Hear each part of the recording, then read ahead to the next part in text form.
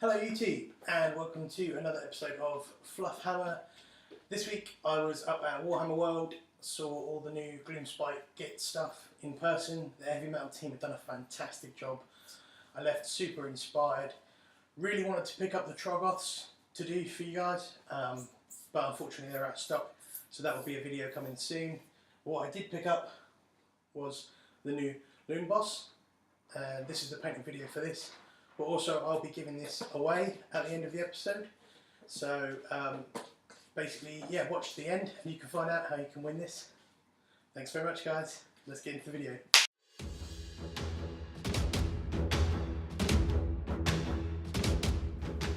Okay, so here we have the Loonboss. Basically I've assembled the whole model, but I have left the main arm with the scythe as a sub-assembly, just to make it easier to reach the chest plate and to paint kind of the underside of the weapon and the like the inside of the arms and everything.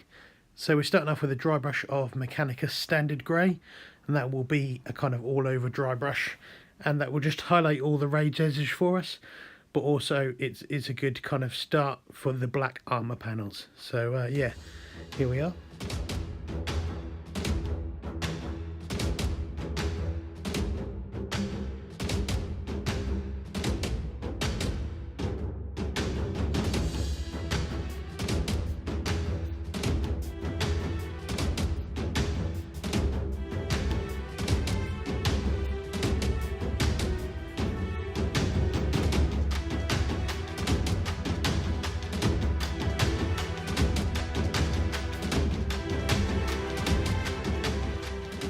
So next up I am grabbing an Element Games Regiment brush and just getting a little bit of water out and some Administratum Grey, and basically yeah, just going to kind of dilute that, make sure it's a good kind of 50-50.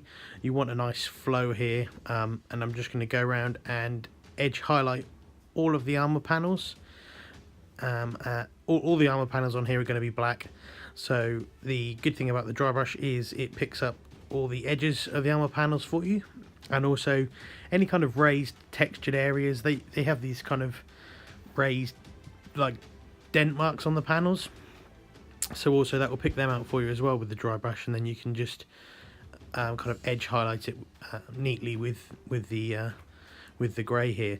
So yeah, the dry brush is just really super light, but it just picks up our edges for us, so it basically gives you kind of painting by numbers for edge highlighting, because it'll give you the edge highlight to start with, and then yeah, we're just working on painting a nice fine edge trim on everything.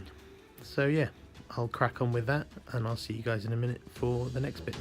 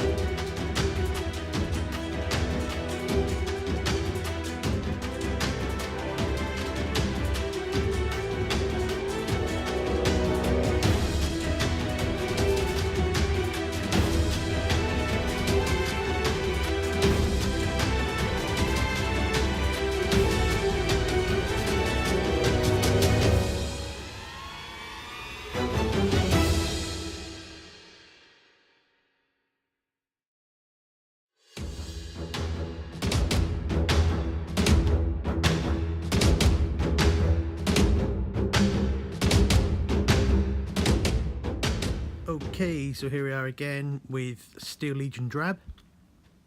Going to be using that to base coat the wood on the handle, and at the bottom of the handle also there's like some rope tie which will be base coating with that as well. And we'll also be using that to base coat the underneath of all the mushrooms and the fungus on the top of the armour and also on the base. So yeah, I'm now going to crack on with that, and then I'll see you for the next step shortly.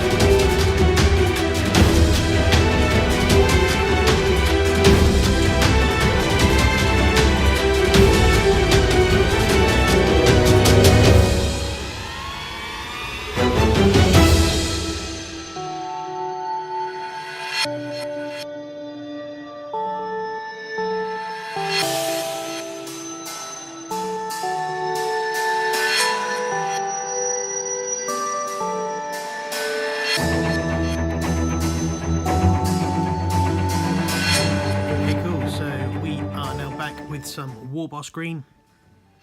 It is a layer paint, but I'm going to dilute it about 50-50 with water, and this is going to be the base coat for all the green skin areas, basically. Yeah, so I'm going to crack on 2 thin coats of that. Sorry about my head keep popping up in the camera. I've tried the camera at a different angle today, with the camera mounted above my head to get a better view straight down of the model rather than cutting it at an angle. So I hope, apart from my head, that it gives you a better view of the model as I'm saying that, as my head's right in the way. But yeah, just keep trying different things to try and get the best video quality for you, ladies and gentlemen. So yeah, gonna crack on with 2 thin coats of that, and I will catch you in the next bit.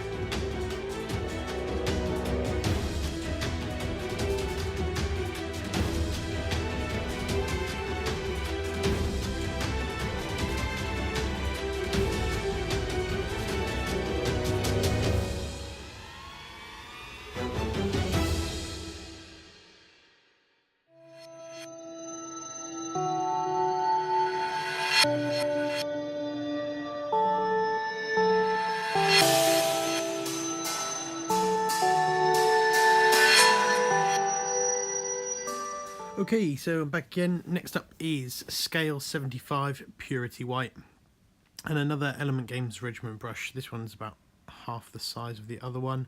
I don't know if it's just because it's newer and the other one started to spread a bit. So yeah, basically this is basically where you get the right sharp points on the armour, so where armour plates come to a point at an edge. And I'm just applying some Purity White, basically as a dot, sometimes as a fine little line, just so you can see there. And it's literally just adding a right sharp highlight on the edges where the corners meet. And I'm just going to go around the whole model and yeah, basically just kind of crack on and go through all that. If you are looking for something to listen to as well while you're sitting and painting, I'm a big fan of the Pro Painted podcast, run by Matt Leons, with his co-hosts Rob Ellis and Ian Gilmore. They use some really good painting content. I'll put a link down below in the show notes. But yeah, that's one of my most popular things I do when I'm painting. It's nice to be doing other kind of hobby related stuff while you're painting. It keeps you a little bit more motivated. I tend to watch a lot of videos on YouTube as well, like other painting videos.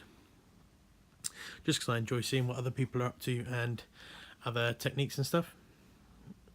So yeah, anyway, I'll crack on with these little kind of white edge highlights, and I will see you shortly for the next stage.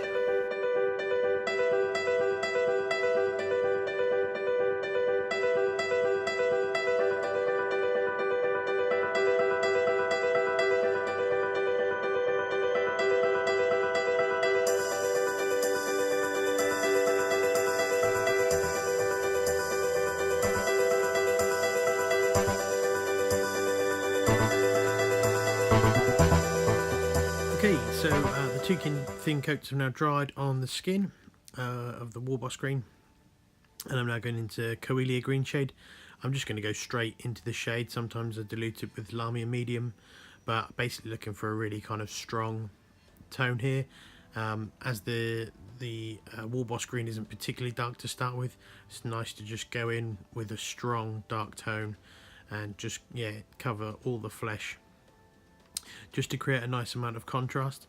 I like that the green shade has got like a turquoisey blue kind of hint to it, which gives the goblins more of a I don't know, it's not like more of a realistic feel, but it's less kind of like Beeltang green is more of like a glowy kind of green, whereas going for Coelia green shade and then more into like the pastel-y colours that we're going to go through next, it just gives it kind of a more realistic skin feel.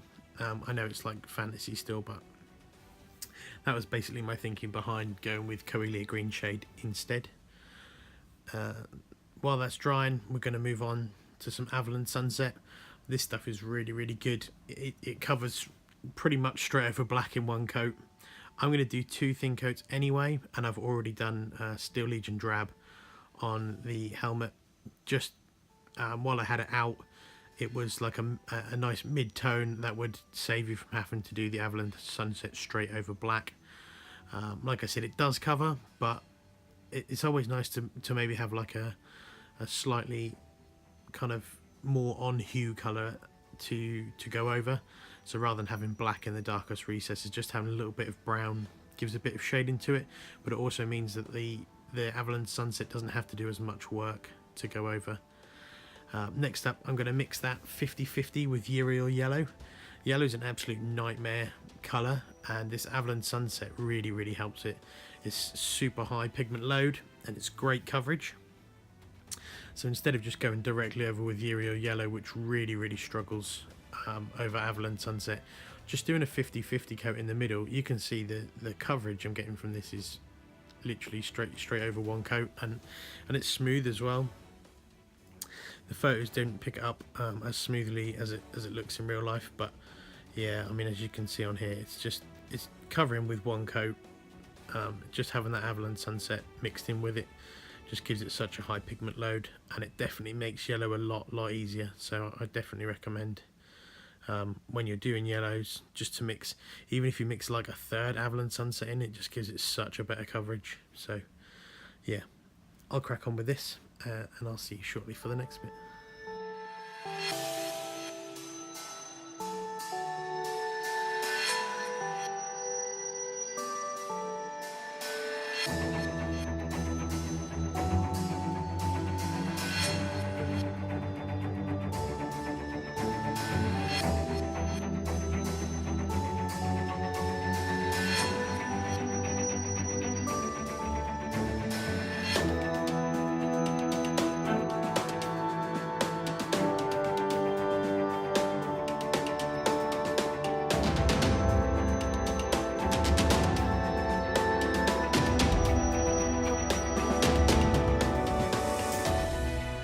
Okay, so next up, just going straight into Uriel Yellow.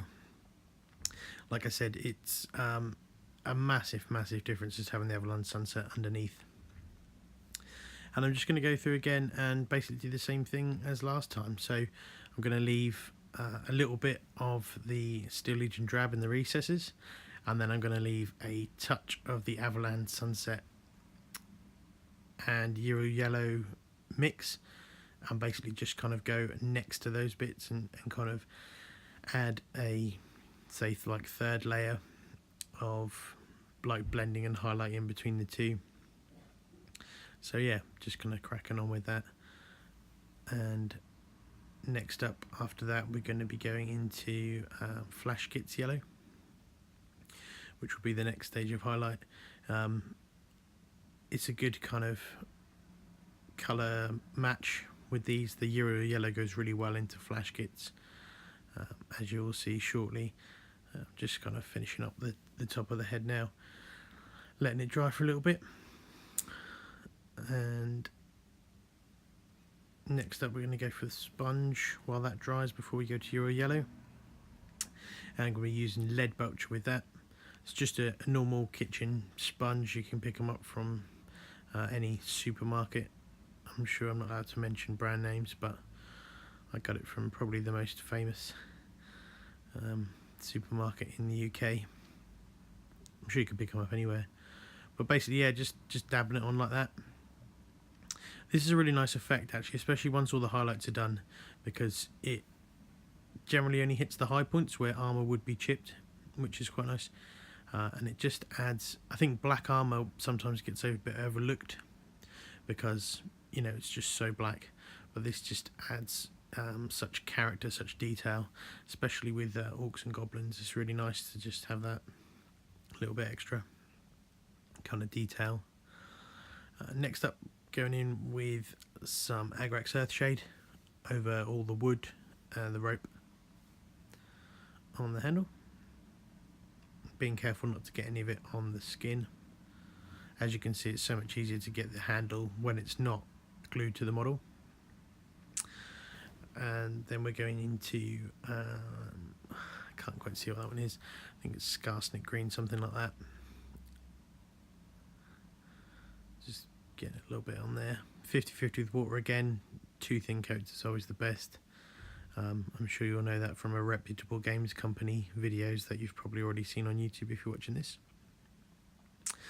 As I said before, it's kind of more of a pastel-y tone to the green rather than a super bright. I like orcs and goblins to be kind of more pastel-y, slightly more, again, like I said, it's not realistic because it's fantasy, but you know, more kind of realistic shade of green. So I'm going to crack on with that, and I'll see you shortly for the next one.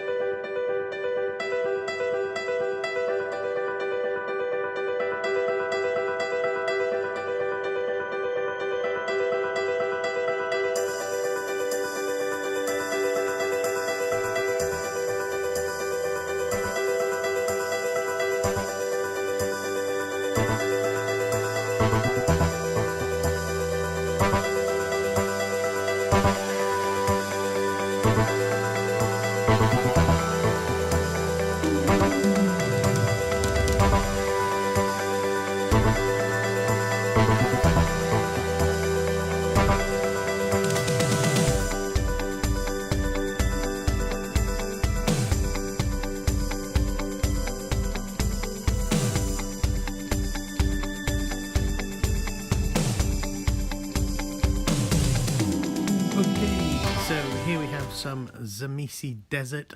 Absolutely love this colour. It's like an ochre. Really good coverage with it. It blends super nice. It's super smooth. Once again, obviously diluting it about 50-50 with water. And I'm basically going around all the mushrooms and fungus. And as you can see, I'm trying to get good lighting for you. Obviously, you're going to have to flip it upside down to get right under them fungus unless you're painting the model in sub-assemblies, which could be easier. You could have glued him to the base afterwards. I sometimes find this easier. A lot of the times I find it much harder to do painting videos like this if the model is in too many sub-assemblies, because you end up holding it at all manner of kind of funny angles. So yeah, and then yeah, just a quick dry brush with Zamisi Desert over the handle of the weapon as well. Then into Ushabti Bone, beautiful colour again. Use this on every single model I think I've probably ever painted. It's the old bleach bone. And yeah, just basically leaving a little bit of Zamisi Desert, but just going over and highlighting all that.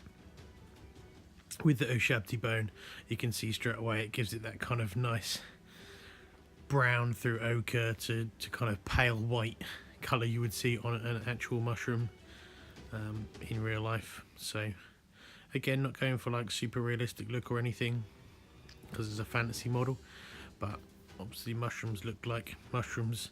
You could do this any colour you wanted really, you could do it blue, purple, pink, whatever, but I like the look of mushrooms when they're kind of the red with the white spots. So I'm going to go for Memphiston red. This is an awesome colour.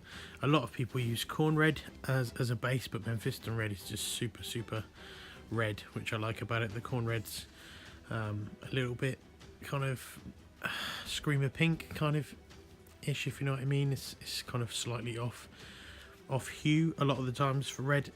It's still a great base colour, but just much prefer Memphiston red.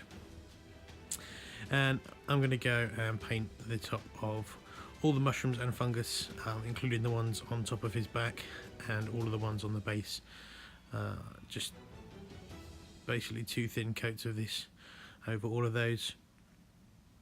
It covers great, as you can see. Some areas probably only need 1, but it's just worth doing 2 if it's take a couple of minutes extra just to get a much better finished result. Trying to keep the model centered in the camera as much as possible. But yeah, I'm going to crack on with that, and then I'll see you shortly for the next bit.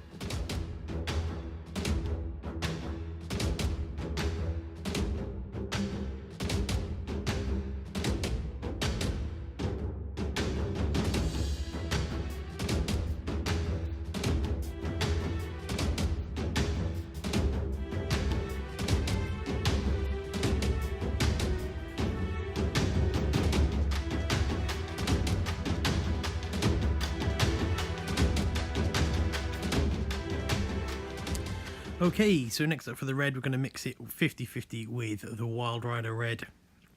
Then we're going to do Wild Rider red on its own, and then we're going to mix it in with some of the Purity white from scale 75. So I've just shot through that bit. As you can see, I've just done some edge highlights on there. Just got the kind of 3-stage blend. Back to some Administratum grey. And what I'm going to do with that is just pick out all the little dots on the mushrooms. Like I said before, I'm mad for the red and white dot mushroom look. I think it just looks super cool. It's super classical. You could do this any colour. You could do black dots, you could do green, purple, whatever. Picking out the little eyeballs on the 2 stems underneath as well with this Administratum grey. And I'm also going to go ahead and once I've painted all the little dots, I'm going to freehand just some random little circles across all the mushrooms. And on the lowest mushroom on the left hand side of the base, there's also a couple little eyes at the bottom, so I'm going to paint those eyes with the Administratum as well. And then basically after that, I'm going to go around with the Purity white from scale 75. Definitely, in my opinion, one of the best whites out there. It's definitely one of the best whites available for blending, and it's good to build up layers with. It's super high pigment, it's nice and runny, so you don't tend to need to dilute it. I don't really, because it's wet enough, but as you can see, it's just 1 coat is brilliant. But also, if you do want to blend with it, you can literally just build up 2 or 3 layers with it as well. As I'm doing, I'm just dabbing it on, and there you go. You can see all the little ones I've freehanded on as well. Just dabbed it on, just a single coat. Next up, I'm going to do Calidor Sky, Lothran Blue, and Sky Blue from Vallejo on the bottom of this fungus on the left, and then Retribute Armor followed by Liberator Gold on the little token under his belt. So I've glued up the arm after that, and I've done the Astra Granite on the base. Then I've let that dry for about half an hour, and I'm going to go in and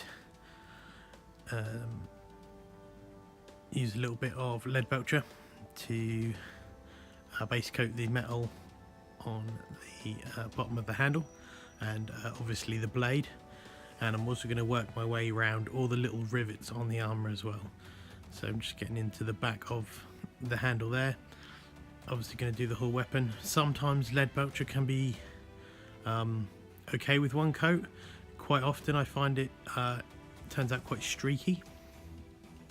So more often than not, you'll end up needing to do a second coat.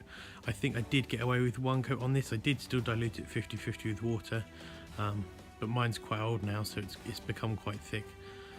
So 50-50 with water is probably not how it would be out of the pot regularly. You probably only need to dilute it maybe with 25% water to 75% paint. I find the metal paints work much better if you don't add too much water with them, because they tend to separate very, very easily. So yeah, that's what I would recommend. Once we've done that, we're just going around all the rivets now, and then once the rivets are done, I'm going to go in with some Nuln oil to shade the weapon down, and then we'll be getting into some highlights on the weapons as well. As you can see, we're kind of nearing completion with this model now. There we go, so just kind of patching in the bits that needed the second coat with the lead belcher. Most of it didn't, but a few bits did. Just grabbing out some Ushabti bone there, and just going in on the little rope around the bottom of the handle. I said about it earlier, I think I got to this stage, done the metal, and then realised that I'd kind of missed that. Realistically should have painted this before I stuck the arm on, but like I said, I just missed it. As you can see, these bits would have been much easier to get to had I not glued the weapon on, but you know, needs must. I think I just done a fine little edge highlight as well down the center of the blade, or the handle here, just to kind of give a little bit of a highlight to the wood. You don't want to do the whole thing bleach bone, because I don't want it to look like it was bone. I just wanted a kind of wood grain effect down the brown, so it's a nice strong highlight there.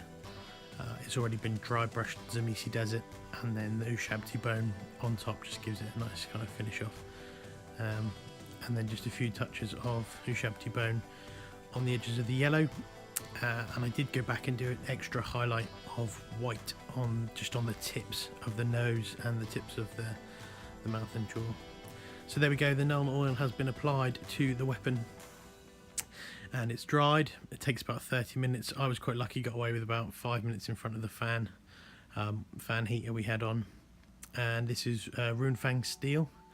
I did try it with the Games Workshop layer brush, and that was fine for doing the kind of the ridges down the middle of the blade, but where I wanted the really fine effect, little kind of slices into the blade as such, the layer brush just was not fine enough. So what I decided to do was run around the edges with the layer brush, wiping away any kind of little mistakes, and I went out and had to bust out the Army Painter detail brush, I think it was. You'll see in a minute. I just kind of used the layer brush to water it down. I try not to use small brushes, so it's a detail, yeah. I try not to use small brushes to water down paint too much, because obviously scrubbing it around on the palette affects the fine bristles, but this is more what I'm looking for. It's that really fine multiple line effect, just to kind of give you that scratched weapon look, as if it's been used a lot. It's obviously Gloomspite Gitz Orcs and Goblins, so it's a bit more weathered than what it would be if it was a Stormcast blade or something like that. So yeah, just cracking on with that now.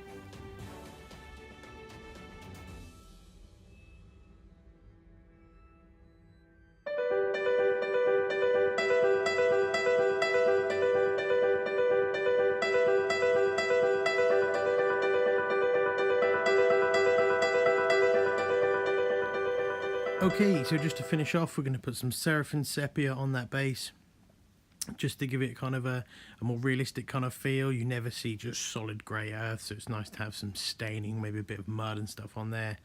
I'm then going to glue some Army Painter Winter Tufts on there as well, and that'll be pretty much it. I'm going to spray it with Tester's Dull Coat like I do with every model, and yeah, we're all done. So basically, I'm going to put a link below to Element Games if you'd like to buy your own Gloomspite Gitz. If you buy through that link, it really helps me out. so please do. And also I'll link Pro Painted Podcast, again really great if you're doing some hobby, just to give them guys a listen and a follow on podcasts. So thanks for watching.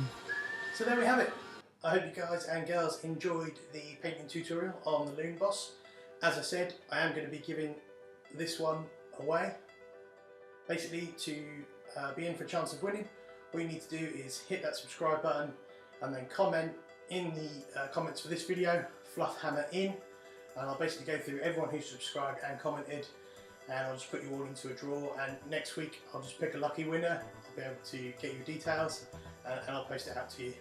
So yeah, hope you enjoyed the video, and please like and subscribe, share it with your friends, and I'll see you lucky winner soon. Cheers, bye.